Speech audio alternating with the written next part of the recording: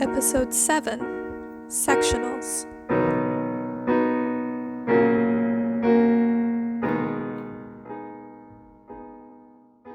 Walking down the school's hall by himself, Blaine pulled out his BlackBerry from his pocket and saw that the text message came from Kurt. Sorry, Blaine. I can't go to lunch with you today. He found this odd. Usually, there was a reason that accompanied a turn down, and the lunch turn down itself has never happened before at all. He had been distant since the duel. Feeling something was amiss, Blaine tried to call Kurt back. He stopped when he heard it ringing, not from his phone, but from somewhere down the corridor. Brow furrowed, Blaine followed the sound. It led him to the Warblers' Hall. The door had been left slightly ajar. Kurt? He walked up to the door and opened it, and came to a dead stop. The phone was ringing, ignored on the piano. Kurt was pressed to the far wall, with Logan holding him there as he ravaged the shorter boy's mouth in a kiss that could have set the room on fire. Breathing hard and flushed, Kurt's uniform was already a mess, buttons popped and tie on the ground. The small moan he let out only seemed to make Logan more forceful as he all but devoured him completely. They were so caught up that they didn't even notice him. Blaine fell backwards onto the door, choking in shock. And he woke up with a strangled gasp. Coughing hard, he blinked into the darkness, confused, before he started groping for the bedside lamp. It switched on immediately in a warm glow. Blaine's heart was pounding so hard he could feel it in his throat. A nightmare. With a groan of relief and pain, Blaine slid back onto the headboard, arm draped over his head. Next to him, on the side table, the clock happily declared that it was around 4 a.m. on Sectionals Day. Hardly an auspicious start to the day. What the hell is wrong with me? My subconscious is trying to torture me. Blaine? He nearly banged his head on the headboard when he jumped at the sudden voice. It was Kurt's voice. And Kurt himself, wearing pale blue pajamas, was standing in socks, looking worried. What? Blaine was confused for an instant, until he remembered that Kurt had slept there. And so did David, Wes, Evan, Ethan, Reed, and a few other Warblers. The night before, they had all gathered in Blaine's room, as they usually did, to marathon the Harry Potter movies. Then all the boys brought their pillows and blankets into the room and lay to sleep there, presumably so that they would all wake up together the next morning for sectionals. Kurt was one of them. The said boy now sat down at the side of his bed, concerned. I thought you were in trouble or something. You woke up with that choke and... Are you all right? That Kurt looked like an angel illuminated by the soft lamplight at the edge of the blackness of the rest of the room was something Blaine was deeply grateful for after that dream. He pinched the bridge of his nose a moment. I'm fine. It was just had a nightmare. And was it ever a nightmare? Blaine just rubbed his eyes, and with a half-hearted gesture, I'm all right. I'm sorry I woke you. You didn't, actually. Oh? Yeah. Our dreams really suck tonight. What did you dream of? Kurt hesitated. He looked down at the bedsheet for a moment. When he didn't answer, Blaine nudged the hand on the bed with his own in prompting. I dreamt I couldn't get out of the McKinley locker room, and Kurofsky was there. It was like a splatter movie. He was just coming at me or something. Then I woke up. Blaine sat up. That hand on his bedsheet had white knuckles. Kurt, how long have you been awake? Half an hour. Well, compared to my dream, that's worse. Blaine thought with a bitter slick. Blaine had a nightmare out of what might have been jealousy or insecurity. He wasn't afraid to admit it. Kurt had a nightmare out of emotional trauma. He opened his arms. Come here. He pulled Kurt to him and hugged him. Kurt just sighed and hugged back, patting his shoulder. He didn't quite let go or pull away, and so Blaine didn't let go. So what did you dream of? Panic, shame, fear. All three emotions in one go was rather distressing, and Blaine pulled away a moment. He scratched his head. Well, wasn't anything like yours. Like what? Let's just say it's something I never want to happen. Or at least I never want to see happen. Kurt smiled sympathetically and pulled him into a hug again. Was it really bad? Incredibly. Blaine agreed with a wry smile, enjoying the moment while he had it. Our subconscious really sucks. Yep. Kurt seemed thinner than before. It must have been the combined forces of the last days at McKinley, the big move, the homework, the stress, and the aggravation of Windsor. Blaine felt a stab of guilt. He had told himself that he would take care of Kurt, but the evidence would suggest that he had not done so very well. Why wouldn't you look at me last night? Kurt froze. He felt him do so. Blaine kept holding him. I'm not trying to rush it out of you. I'm a little worried. You acted differently yesterday, and then it was like you heard my song and you knew it was for you, and you didn't like what you heard, just like with Logan's song and when you seemed frightened. Kurt didn't answer. He just carefully put his arms around Blaine tightly. Blaine, can I not tell you the answer right now? Please? His fingers trembled. Blaine closed his eyes. Anything you want, as long as you don't tell me you hate me for what I did. I don't know why I did it so recklessly. Because Logan had pushed me, he was pushing me back to the line like he did in fencing, and if I didn't fight back, I would lose. And I can't lose this one. All right, take your time. Hey, don't look so worried. Everything's all right. It's sectionals today. Hardly a comfort. Kurt managed to quip, smiling a little. He turned away from Blaine again, unable to look him in the face. He picked at stray threads on the comforter.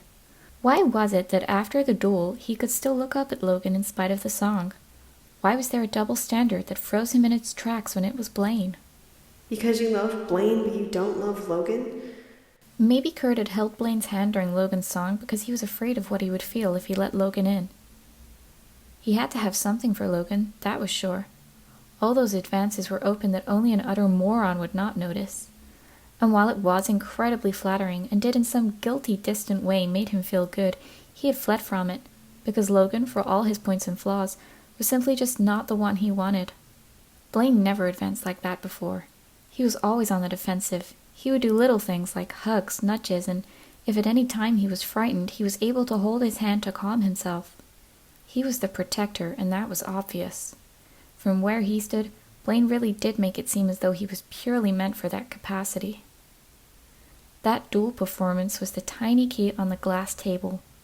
It opened up a whole other door. It gave him a glimpse of what it could be if Blaine felt the same way. That was what Kurt had fallen for. The idea that he could love Blaine and that maybe Blaine could feel the same. But right now, with everyone having their shields up, with all of Dalton's rules of propriety, unspoken battle lines, competitive matches, and friendship ties, he had no way of knowing if what the White Rabbit had shown him was the truth or his imagination. In the end, I'm just as afraid of Blaine as I am of Logan. He had two choices. Logan was willing and all, but forcing it. He could let Logan in and see for himself what happens if he followed him down that direction. He might love him, hate him, or just end up being perfectly civil.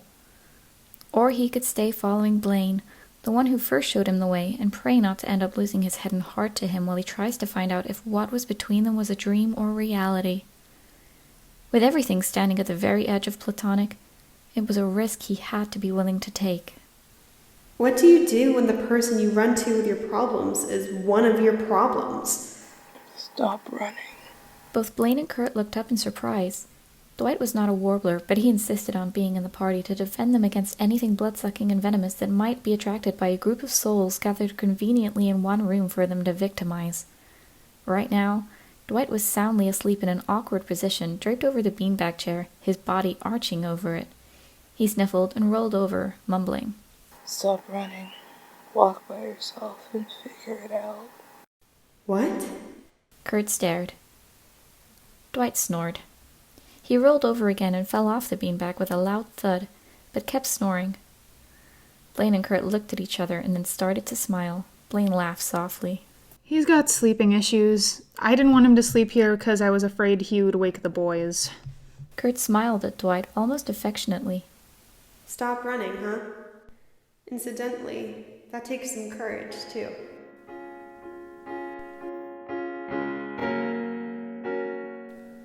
I'm Kurt, and this is Dalton Academy. The day before yesterday, Blaine and Logan dueled for a solo. Blaine won, But when I left that room, I felt different. Being sung to by two different guys with two different functions in your life has a way of doing that to you. Today is sectionals, and everyone is tense. I'm going to go against McKinley, and that makes it worse. The pressure is everywhere.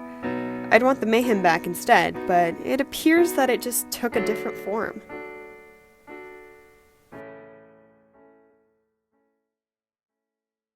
Dwight kicked me last night. In the shins. Twice. Wes snapped at David as they boarded the large tour bus that Dalton used for all its students' off-campus activities. It was morning. The sun was beating down golden rays onto the massive warblers that prepared to board and the students who cheered them on. I swear, David, if I can't walk properly today and we lose because I made a misstep, I'm gonna ship him to the Amityville house. I knew we should not let him sleep over there. David grumbled, rubbing his eyes as he took the seat next to Wes. And he talks too much in his sleep. He told me he was dreaming about playing Sonic the Hedgehog, and he couldn't get to the next level because Sonic wouldn't stop running. He needs to be checked for drugs. We checked. He was clean. So he's just pure loony. Kurt stumbled down the aisle, looking a little more disconcerted than his usual self. Reed waved to him from a window seat to catch his attention. Kurt saw him, immediately walked all the way to the back to them, and took the seat next to Reed. The smaller boy blinked. You okay? Not going to sit with Blaine today? Kurt just shook his head, smoothing out his best blazer and making sure his pants weren't creased. Just wanted some time to think. Reed studied him carefully. He leaned to him and murmured, About Blaine and Logan? Kurt looked at him. Reed's face split into an adorable smile. It's kind of obvious, Kurt. To me, anyway. You know this is not about them, and that it's really about how you feel? This time is yours now. You have to be happy, because if you're just troubled, you'll make the wrong decision. And they don't want that either. Kurt stared at him. His eyes misted up. And then he grabbed Reed into a tight hug. Ow! You're crushing my ribs, Kurt! Sorry. Kurt laughed, wiping his eyes a little. Reed grinned. It's sectionals, Kurt. What we've all been waiting for, working for. It's time to push all that aside for at least today and just have fun. Kurt, why are you wearing that hideous lapel pin? Give me that! Hey, I liked that one. It's from last year's line, Kurt. Don't be ridiculous. Ow! See? Now you've stabbed yourself with it. Give it back.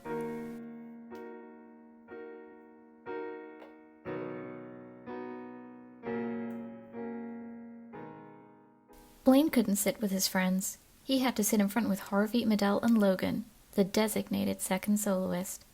It was purely a decorative title, because Blaine had no intentions of suddenly developing severe illness that would prevent him from being on stage. Harvey didn't like the boys making noise in the bus en route unless they were singing, and Medell happily conducted the boys into their warm-ups as they went on their way. Sitting next to Logan promised to be an exercise in patience. Blaine had mountains of it after living in Windsor. But it looks like it was all for naught, as Logan merely gave him a cool smile, turned to the window, and remained silent for the ride. Blaine's phone vibrated. You alright up there? Logan's not giving you any problems? Aside from the obvious, I mean. Blaine smiled faintly and responded. Logan's quiet. So am I. We're not talking to each other. Focusing on sectionals. If you say so. From the twins. Saw you and Kurt making out this morning. Blaine colored to his scalp and furiously texted, We were not making out. Awful tight hug, though. You both were as adorable as bunny slippers. P.S. Does he know you have a pair, White Rabbit?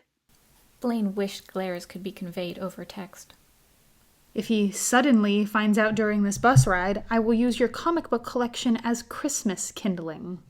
He heard laughter from the back of the bus and then a small commotion at a pair of seats. Blaine texted, What's happening there? Reed choked on a Skittle. Told you not to give him candy. Kurt gave. Brought snacks in case of sugar shortage. And then a mass message from Wes to all the warblers. Kurt brought cookies for the after party! We must win, or we don't get those Ormeadows brownies. Miss being with your friends? Blaine looked up at the first time Logan had spoken. The taller boy was smiling coolly again. I'm sure if you ask Harvey, he'll let you sit with them. No, they can take care of themselves. What about your friends? They're just glad I'm sitting in the front again. Logan sighed, leaning back. He had his phone in his hand, but he had no messages. It's been a while since I was lead anything here. That was by choice, and you know it. You could have gotten the lead any time you wanted, Logan. You just stopped wanting it. Really? Well, not from the way it looks from here. When I was singing lead, you sang chorus, and there you would have stayed until Wes and David heard you sing on your own, and then you became lead. You're steep competition. Coming from you, that's quite a compliment. And quite a threat. I know how volatile you get when you're compared to anyone. Seen it firsthand. There had been casualties. Touché. I won the fencing match in the duel, Logan. You told me that if I beat you, you would tell me what your beef is with Kurt. I don't have beef with Kurt. Logan spoke calmly, looking out the window. He remained quiet for so long that Blaine was just about to say something else, until Logan added, I'm in love with Kurt. Blaine's fingers froze on the tips, that numbness climbing slowly upwards until it was prickling onto his arms. What? You act like you don't know why. I saw the way you looked at him when he stopped you at the staircase that very first day he tried to spy on us. I saw you sing to him. I didn't know him then. I didn't really care. When I heard and watched him sing for the audition, I finally got why you kept flying off to Lima instead of staying for practice. Logan smiled out the window. He drummed his fingers on the windowsill. You have no idea how much that amplified when he walked into the hall to sing with me that other time. It was the most ridiculous thing that had ever happened to me. I almost hated him for reducing me to this. Blaine clenched his fists silently, trying to figure out how to even react. Knowing Logan the way he did, Blaine saw so many underlying words in his statements that he had to compose himself. If you do anything untoward to him, Logan. All right, Blaine. Let's just clear this now. I know you saw him first, but how he looks at me and how he looks at you, he's comparing me to you, Blaine. And like you said, I'm really, really volatile when compared to anyone. There was no warmth in those green eyes anymore. Blaine never wavered. He matched that gaze. That's true. But I am not going to make it easy for you. It would be immensely boring if you did.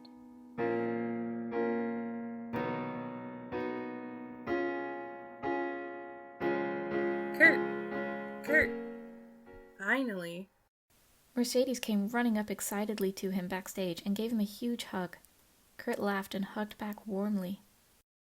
It's so good to see you here. You guys are all here? Yep, the whole crew. Finally at Sectionals. Some issues going on in the green room, though. Sam and Quinn are taking the lead. Kurt looked confused, but Mercedes waved it away. Whatever. Besides that, how are you? I mean, you are going up against us now. I'm sure you've got one heck of a performance planned. Well, I don't have a solo, but I think I've started to mesh in pretty well with the group. It took me a week, on top of everything else. I'm looking forward to performing with them. How about you? Is it bad back there? There's a whole lot of drama back there, but when did we not, right? The important thing is that we somehow pull it off.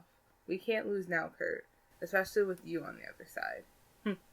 Are you guys sure? I mean, is there anything I can do at least?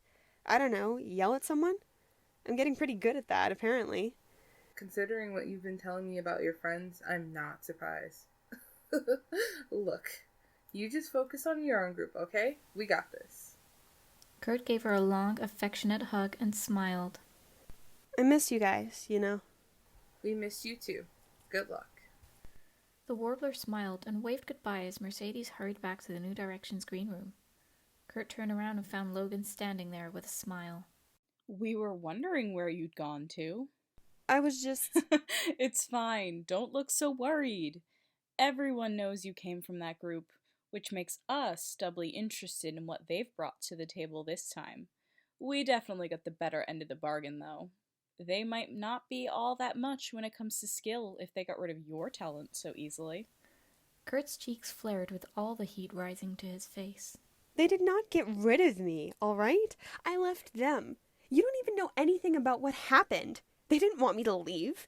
I made the decision to go without them even... Kurt, calm down. Relax. I'm sorry. I didn't mean to imply anything. I'm sorry, all right? Calm down. Logan put his hands on his shoulders, staring at him. Kurt was breathing hard and just glared at him with the minimum conviction necessary. He glanced away. Just don't talk about them like that. I won't, all right? I won't. I still have to thank them, though. If it weren't for them, I wouldn't have gotten to meet you. Logan assured him. He had yet to let go of Kurt's shoulders. He leaned down to him. He was uncomfortably close. Kurt averted his eyes, shrinking back just a bit. Please let go of me. Immediately, Logan released him, holding up his hands at a safe distance. Right. Okay, sorry about that, too. I just didn't want you to get upset with me. Kurt just nodded, clutching at his elbow. Logan studied him for a moment and smiled. Why are you so afraid of me? I won't hurt you, Kurt. I don't know that yet. Logan wasn't sure of what he heard, but he knew it wasn't good. He frowned slightly. I suppose your other Windsor friends told you some things about me? Maybe. You believe them? I don't know. Should I? They're biased. Everyone is. Is it because I'm from Stewart House? The Windsors never have anything good to say about us. You think this is about what house you come from? Logan, I really don't care if you come from Stewart or Hanover. I don't even care if you board or not. It's what all the other warblers, no matter what house they're from, say you're like. They've known you longer than I have, and they can't trust you. Give me a chance, Kurt. Just give me a chance. Or at least talk to me. That's all I want. Logan said, expression almost pleading. His green eyes were intense even in the low light. When Kurt didn't answer immediately, hesitating, Logan's temper finally got the better of him. Why don't you just trust me? He demanded, slamming a hand to the wall and making Kurt jump. Heart pounding at this sudden show of fury, Kurt finally looked up at him. Trust? Okay, let's try that. Logan, why did you stop asking for the lead? Why did you let the Warblers down last year? Because everyone has been working to the edge of their lives for this year. It had to be the same last year. They were all counting on you. They trusted you, and then you left them all hanging. And everyone said you were good, brilliant, and you still are. And then you just dropped them because you didn't feel like it anymore? Why did you stop? Logan looked stunned. He looked around him as though looking for the answer. He licked his lips, looking anxious for a moment, and then suddenly became furious. Well, you know what? What about you? Why do I have to explain anything to you, new kid? You think you're some kind of saint? You dumped your friends to join a better group after you saw us, didn't you? You dropped them right before sectionals. You're no different from me. Kurt stared at him, mouth open slightly in what might have been shock or just disgust. Then he dropped his gaze, laughed hollowly, and shook his head. You think I left my friends, my family, and everything I had left in McKinley because I wanted to be in a better group? Well, didn't you? You could have stayed, but you're here, aren't you? Logan glowered down at him, breathing hard. Kurt took one step towards him, blue eyes locked on Logan's green ones, and he slapped him, soundly. At the unprecedented action, Logan stared into the side for a moment, frozen in shock. Kurt glared at him. You were just such an... Get over yourself, Logan. And then he walked off, fuming silently. Logan seemed to come to his senses. Kurt! He turned to him, but Kurt just stormed into the other corridor and vanished. Logan groaned in frustration and rage, punching one of the nearby stage props, the wood shattering beneath his fist. His hand bled some, but he didn't care. He slumped back to the wall and slid down to the floor, trying to calm himself down. Evan and Ethan quietly watched from the other end of the corridor, faces impassive. They considered the figure against the wall and then to the direction where the other hand had gone. They looked at each other, nodded silently, and went the same way.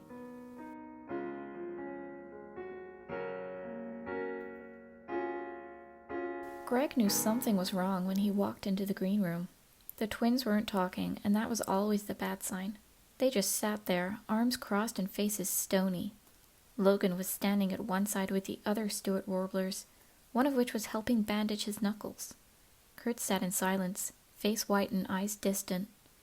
Blaine stood over him, hand on his shoulder, looking deeply concerned. Wes and David were hovering near him, looking confused and throwing glares at Logan. Reed looked anxious. All the rest of the boys looked divided in attention, talking darkly about suspicions about what might have happened and what went on last year. What happened here? The room instantly fell silent. He looked at Logan with a frown. What happened to Logan's hand? I cut myself, sir. I fell onto a stage prop. Odd, that's usually Reed's excuse. Any reason why it's just your knuckles that are damaged, Logan? No answer. Greg turned to the Windsor boys. What happened to Kurt? We don't know, sir. He didn't know. Kurt just walked in there looking white, shaky, and lost in thought. His body was incredibly tense, slowly easing like ebbing rage. But the look on his face was of doubt, guilt, and self-questioning. He seemed like he had gotten into some kind of fight, but he was not injured, so Logan's cut knuckles weren't the cause. Greg frowned at them all. Look at all of you. The atmosphere here is so negative that none of you even look like a team. Just like last year. And stop glaring at him. Wes, David. He snapped when, at the mention of the previous year, the two immediately glowered at Logan. The two dropped their eyes immediately. I've had enough of these dramatics. You all come from one school. All from different houses, come together to make some real music and show them all what a real show choir should sound like. As a group. As a unit. You're smashing each other to pieces before we can even place an achievement next to your names. What are you so smug about? The fact that this generation of warblers doesn't have a single national title to its name? All because they had to keep dwelling on battle lines? He glared at all the boys, who now looked guilty and couldn't look at him. I've just been to the other green room. I've seen and heard New Directions warm up. They're a 12-member choir, and you know what? I wish they would beat you. I wish they would beat each and every one of you so soundly that it would wake you all up to the fact that all of you are strongest only when you work together. He looked at each of them in the eye, lingering on the particular ones, but never naming them. You know your sound, boys. One unit, forming a perfect harmony. Each one carrying an integral part. It takes all of you to make the warblers what they're so famous for. There was silence in the green room. The warblers glanced guiltily at one another. Greg glowered at them. Sylvia, who had been watching from the door, now carefully walked in. She smiled gently at all the boys, gesturing for them all to stand. All right, boys. Shall we have one last warm-up? On my signal, give me your group chord. Ready? The warblers hesitated and barely nodded. She lifted her hands and made a gentle sweeping gesture. The warblers, all together, let out a chord, but it didn't sound right. Someone was too high, too low, ended too fast or too late. Greg pushed up his glasses and pinched the bridge of his nose, looking frustrated. Even some of the boys looked chagrined at such an output, but Sylvia just smiled. Did you hear that? Didn't quite sound right. It's because you all are thinking too much about other things. Let's try that again, all right? This time, listen to each other. Your voice must support everyone else's, and I know that without you doing this, it will not work. Deep breath, push everything aside, and just focus on one single sound. Because this is you. All of you. Understand? Can you do it again now? The warblers looked at each other. Blaine looked at them and smiled. He gestured for them to take it away. The warblers nodded, smiling faintly. This time, they moved to their proper brace formations, each in their proper place, standing tall. Sylvia beamed. And again. She lifted her hands and gently swept inward and upward. In unison, the warblers sang a single powerful chord, a union of harmonious voices that rang through the room, spilling outside, making passers-by look up and wonder where it was coming from. Sylvia was beaming brightly as she carefully made a cutting gesture, and all the warblers stopped in perfect unison. Much better. The warblers looked at each other, grinning and smirking. Even Greg almost smiled now. He slowly got up.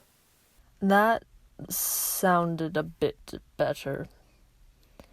Maybe you guys now actually have a shot in hell of winning. Unlikely, but there's a light. There was a brief murmur of laughs. The boys of Windsor looked at one another and grinned. Blaine took Kurt's hand and was happy to see him smile at him.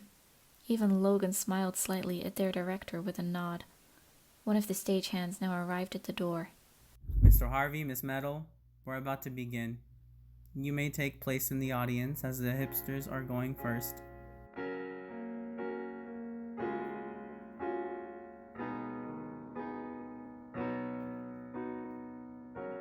The auditorium erupted into applause when the warblers finished their performance. They held their elated smiles from their positions, waiting for the curtains to drop again.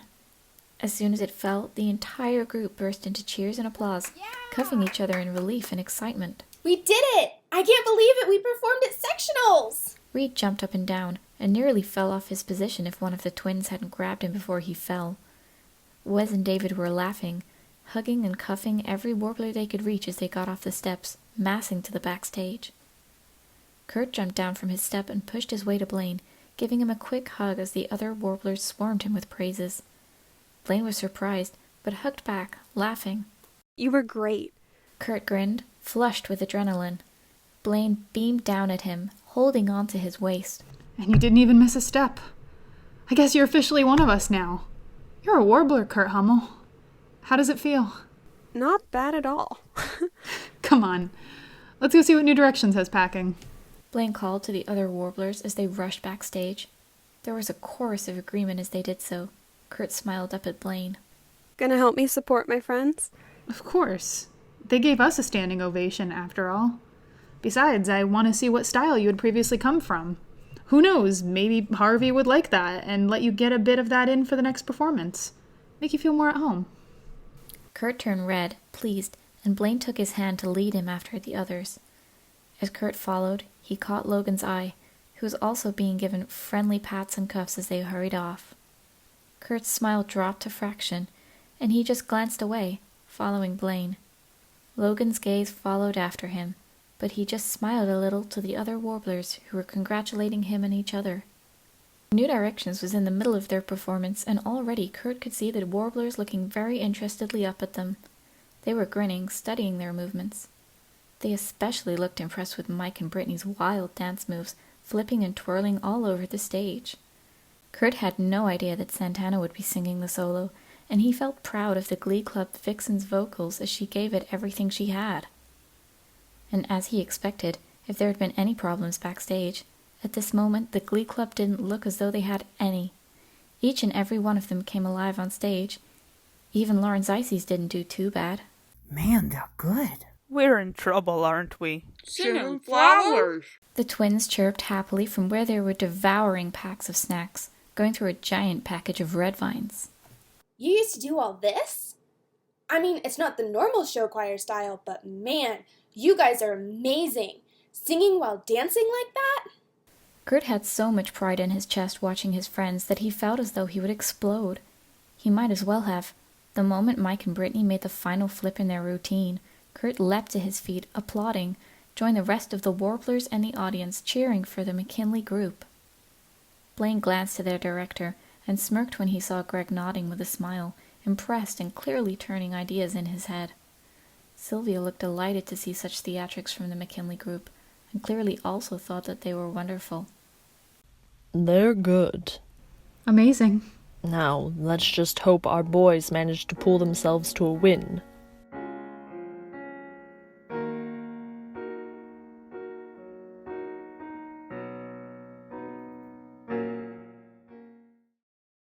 What do you mean we tied? The Warblers looked confused as they looked at each other, and even Will Schuster looked a bit puzzled. Greg only looked as though he almost expected it. But there was no changing the judge's decision. Both New Directions and the Warblers would be going to regionals, they announced. For a moment, the audience was silent, also a bit puzzled. New Directions stood staring, stunned, looking at each other. The Warblers were as puzzled at this, if not more so. Reed was biting his nails. How? Has this ever? Oh, man. What's wrong with you guys? Don't you get it? Let it sink in for a bit. We've just won sectionals. The Warblers are going to regionals. Hell yeah, we did! Wes threw a punch into the air, and the Warblers erupted into cheers. At this signal, the auditorium came to life, erupting into cheers that lifted to the rafters. Confetti came falling from above. There was bedlam on the stage as the groups went crazy, throwing song sheets and programs into the air as their directors shook hands. Mercedes ran across the madness of the stage to engulf him in a hug. Kurt, we won. All of us, we won. I can't believe it. Kurt, look, it's Kurt. Tina yelled from where she was clinging onto Mike. New Directions immediately swarmed onto their prodigal one, hugging and cheering with him. The girls all talking at the same time, and the boys giving him high fives. Artie gave him a high five, and Kurt nearly buckled under the force of Puck's hand on his back, clapping him heavily there in congratulations. The Warblers watched in amusement as Kurt was enveloped by his McKinley family. He looks pretty happy. Look at him. Kurt was laughing at something Santana said, and he congratulated Brittany and Mike for their dance. Blaine nodded slowly, faintly smiling. Yeah, those guys took care of him. Now it's our turn, I guess. Yeah, or Alice will leave Warblerland. Guys, these are my friends. Kurt breathed, dragging the New Directions to the Warblers. Oh, we've met. You did? When? Long story. Kurt introduced them all to one another, and the Warblers and New Directions greeted each other on that stage, with Kurt forming a bridge between the two groups. You guys did amazingly, Blaine told Finn with a smile. Your group's vocals. They were so solid in harmony. It was great. Artie said to Reed, who was grinning. Yay! Talking flowers! The twins grabbed Mercedes and Tina's hands, twirling them on stage, making the two girls laugh. The choir directors stood to the side, watching their two groups interact. Not bad at all, Will. You've got one hell of a group there. So are your boys. That's quite the sound they've got. But my kids, yeah, they worked hard. We had our problems, but worked out in the end. Same. You'd think an all-boys school would have less. I bet the only reason we tied was because both our groups have so many issues in their heads that they couldn't give it everything they've got the way they're supposed to. That I'll believe. They made it all right this time, but they can't be like this if they want to beat vocal adrenaline. Oh, I know. Those boys better get their acts together. They'll be facing you and a juggernaut for their first regionals. We'll see you then, Will. Greg shook hands with him with a smile. See you then. Will turned to New Directions, who were all making a cacophony with the group of Warblers on stage, scattered singing of The Dog Days Are Over as they did, laughing too hard to actually be coherent. All right, guys, let's pack it up. Let's go. Boys, we can celebrate later. I want a big talk with you guys again before we have that after party. Party! We get to eat Kurt's cookies! They want to eat your what? Baked goods, Santana. Get your head out of the gutter. Go on, get out of here. Kurt smirked, motioning to where the rest of them were going, following Will. He hugged each member of New Directions as they left, genuinely happy to see them all again. The audience was leaving as well, slowly draining out of the auditorium. As Kurt bid his friends goodbye, someone moved away from his view of the audience, and Kurt saw something that made his blood run cold. In the audience, standing at the side, one of the few not yet leaving, was Dave Karofsky. He was watching Kurt, no expression off his face, or maybe too far to properly see it. He just simply stood there, watching him. Kurt's heart shot to his throat, and his hand reached out to grab the nearest jacket sleeve his touch could get to. Wes's. Kurt? What is it? He saw Kurt's face, white as a sheet, and the grip on his sleeve tightening. Kurt, what's wrong? The other warblers in the area started to look.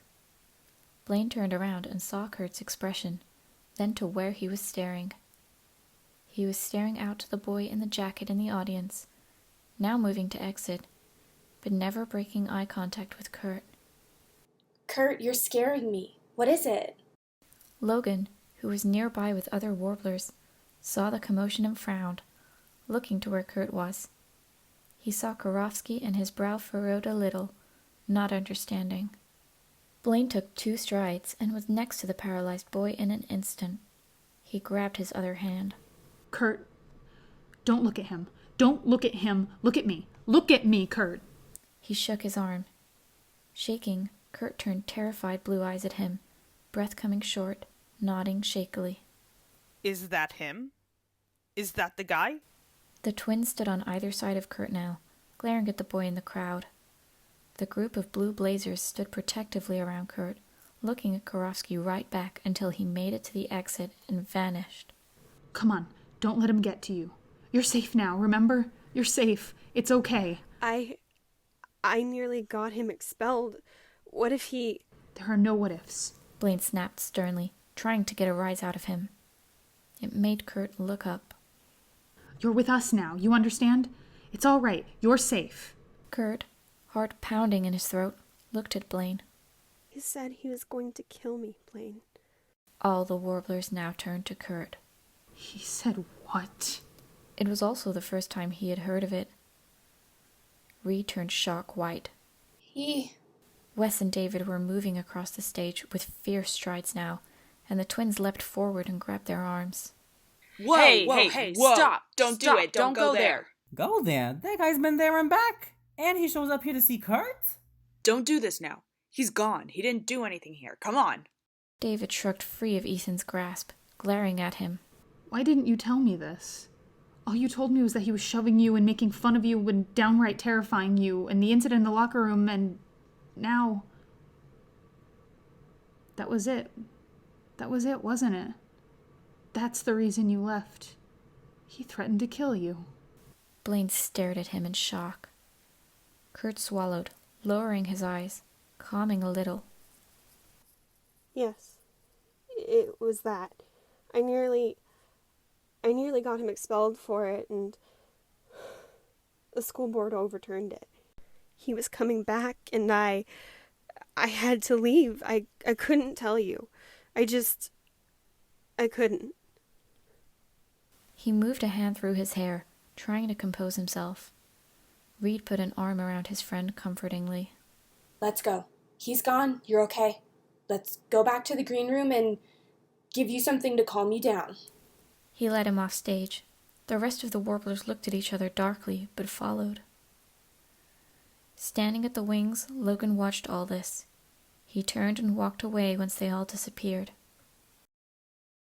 On the next episode, Dalton becomes too much of a winter wonderland as a record-breaking level of snow descended on Westerville, effectively trapping the entire student body in for the day. Blaine falls ill, leaving the Windsor boys with no chaperones and no prefects.